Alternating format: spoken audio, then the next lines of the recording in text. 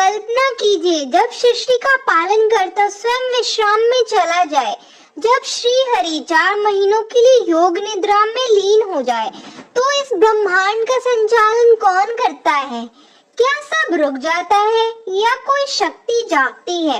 इसी रहस्य को कहते हैं चतुर्मास का दिव्य क्रम, जहाँ विष्णु के मौन में भी सृष्टि गतिमान रहती है। जब श्री हरि योग निद्रा में जाते हैं तब ब्रह्मांड का संचालन ज्ञान के आधार पर चलता है और तभी प्रकट होते हैं गुरुदेव।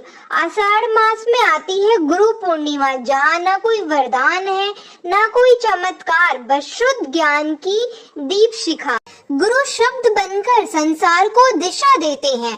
फिर आता है श्रावण मास, महादेव का महीना, जुलाई से अगस्त का समय यानी श्रावण मास, जहाँ धरती पर जल वर्षा होती है और आकाश शिव की स्तुति से गूंज उठता है। ये वही समय है जब शिवलिंग पर जल अभिषेक किया जाता है और धर्म और ताप का संतुलन बनाए रखा जाता है। शिव को जल अर्पित करता है, उसके समस्त दोष जल में बह जाते हैं।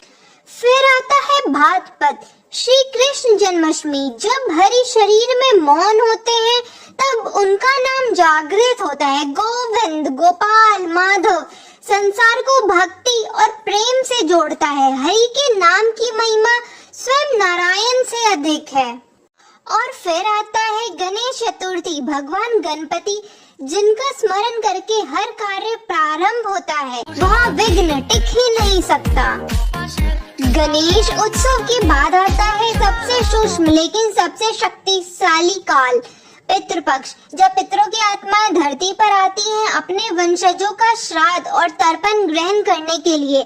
श्राद्ध न करने पर पितृ क्रोध नहीं होते, वे मौन हो जाते हैं और फिर पितरों का मौन सत्य का पतन हो जाता है। जहाँ पितृ संतुष्ट होते हैं वहाँ लक्ष्मी स्थायी आती है। माँ दुर्गा की 9 शक्तियाँ और शत्रु के विनाश की महाशक्ति सभी आश्विन मास में प्रकट होते हैं। जब संसार का संचालक आंतरिक शक्ति से होता है तब माँ दुर्गा हर आत्मा में शक्ति का बीज रोपती है। नवरात्रि में शक्ति सिर्फ दुर्गा की नहीं, भक्त के भीतर जागी ऊर्जा से होती है।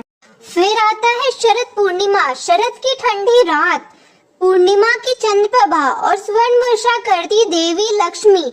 जो इस रात्रि जागरण करता है वो अगले 12 महीने वैभव में रहता है। 4 महीने बाद जब तुलसी विवाह के साथ विष्णु जी की योग निद्रा समाप्त होती है तो देव कार्य पूर्ण आरंभ होते हैं। ये कार्तिक मास है, चतुर्मास की पूर्णाहुति है।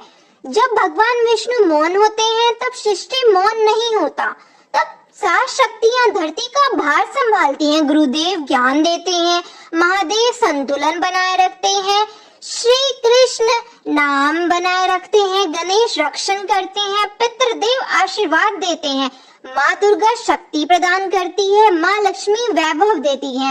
ये है चतुर्मास का रहस्य, जहाँ मौन में भी ऊर्जा प्रभावित रहती है। क्या आपने कभी पहले चतुर्मास को इस दृष्टि से देखा है?